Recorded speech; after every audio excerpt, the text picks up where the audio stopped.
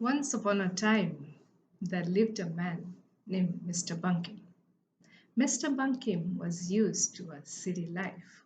He was born and brought up in city, and he had worked all his life in the city until one day he got an order of transfer to a rural remote place. He was very much hesitant to go to that place, but since he didn't have a choice, he had to report there. Somehow, on reaching that place, he liked that place, for there was greenery all around. And the official quarter that was allotted him was very well kept. It had a beautiful garden in the front with all different colored flowers, and it looked really beautiful. And the house had a huge backyard, and there was perennial trees all around, and there was a huge pond too. And the most amazing thing in the backyard, yes, was the big banyan tree that stood in the center of the backyard, and it didn't look green at all.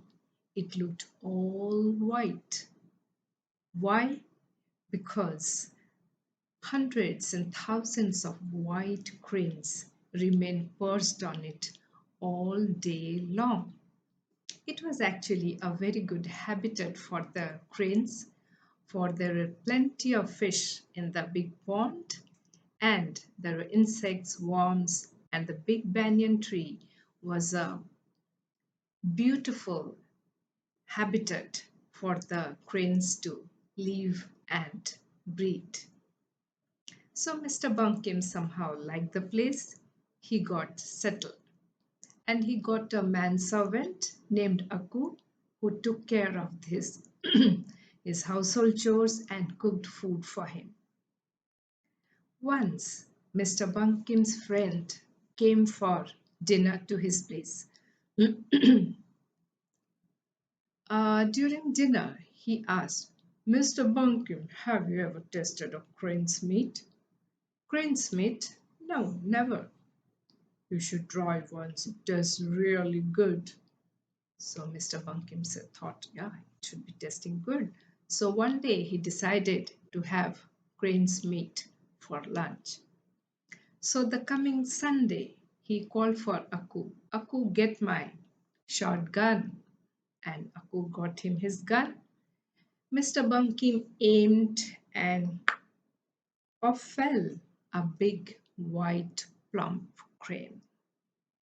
Mr. Bunkim told Aku that, "Aku, I'm going for my work and make a delicious roast out of this crane, and I will have it when I return from my work." And so Mr. Bunkim left, and Aku just dressed the crane, cleaned it, and he marinated it with different spices, doing all sorts of things that will make it a really tasty dish. And so he put turmeric, he put salt, he put chili powder, and he just marinated it with all the ginger garlic paste, and he kept it aside. Then he put the pot on the stove and started cooking. He chopped onions, he chopped garlic, he chopped ginger, then he put some oil into the pot, and he put all these condiments, the masala, the Indian name for spices and condiments. And he started cooking. As he stirred and stirred, he put some aromatic herbs into it, a big piece of cinnamon, and some other ground paste of ginger and garlic. In went some tomatoes, and he started cooking. He stirred and stirred and stirred. Then he put the pieces of the crane that he had cleaned and dressed and marinated, and he started cooking.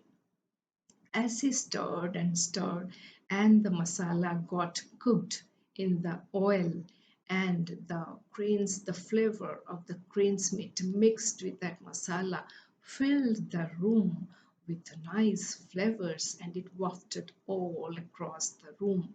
And when he cooked and cooked and cooked, the flavor, the aroma from the pot went up and up and up through his nostrils, stimulating that part of the brain which tempts you to have a piece of the dish.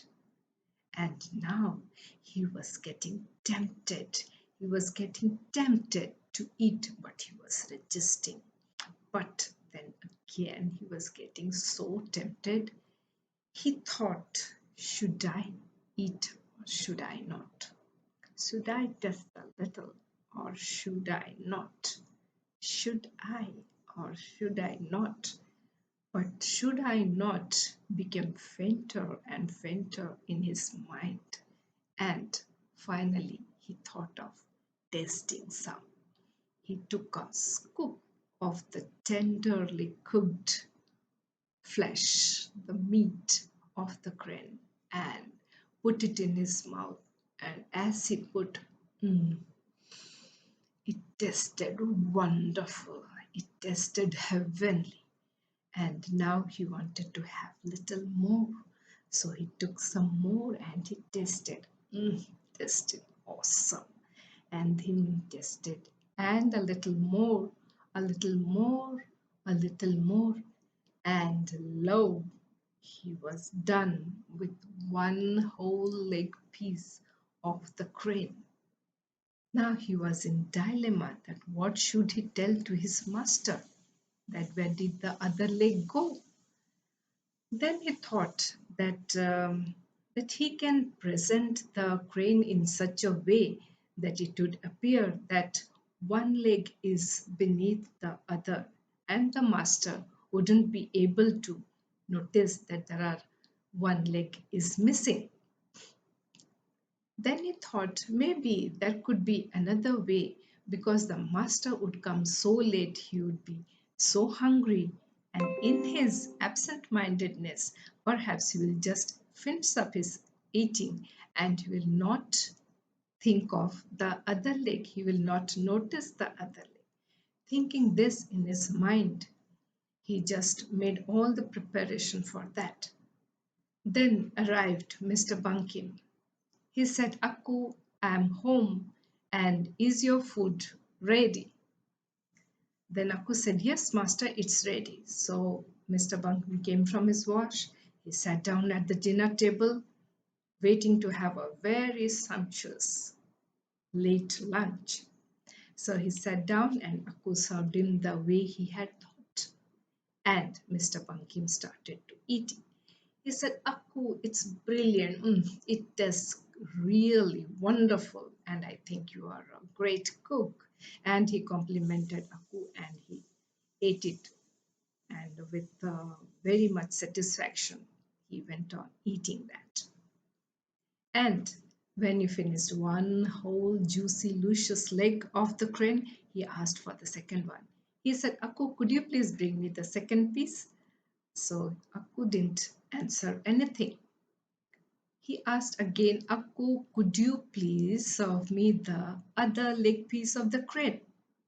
And so Akku said, there is just one leg, master. He said, what? One leg? What about the other leg? He said he was not humble enough to keep a silence. But when he opened his mouth took a different twist. And he said, Master, don't you know cranes are just one-legged bird? He said, what? Cranes are one-legged bird? He said, yes, master, cranes are just one-legged bird. Now, Mr. Bumpkin was getting very irritated, but instead of shouting at him, he said, okay, come, Aku, I will show you whether they are one-legged or they have two legs. So he took hold of Aku and went to the backyard, and it was getting slightly dusky. And as we all know, cranes, when they're sleeping or when they're concentrating to catch a fish, they just stand on one leg and the other leg remains folded under their stomach, very well tucked. So they were standing all in one legs all around the pond. And Akku said, "Look, look, master, see, all the cranes have just one leg." Mr. Bunkim said, "Okay, is that what you say?" Then he clapped his hand. When he clapped and shooed at the birds, all the birds stretched their legs, spread their wings, and flew away. And he said, "Did you see that, Akku? How many legs do the cranes have?" He said, "Oh, master, then I think you did a real mistake." He said, "Mistake? What kind of mistake is that?" "Akku, master, if you'd have clapped at the dinner table, perhaps the other leg would have appeared." He said, "What?" And now Mr. Bunkim couldn't understand whether he should laugh or get angry with Akku. And looking at Akku, he thought for the first time in his life how miserable could be the condition of truth in the battle of wits. And he thought of laughing it off rather than getting angry with Akku. That's the end of the story. Thank you so much.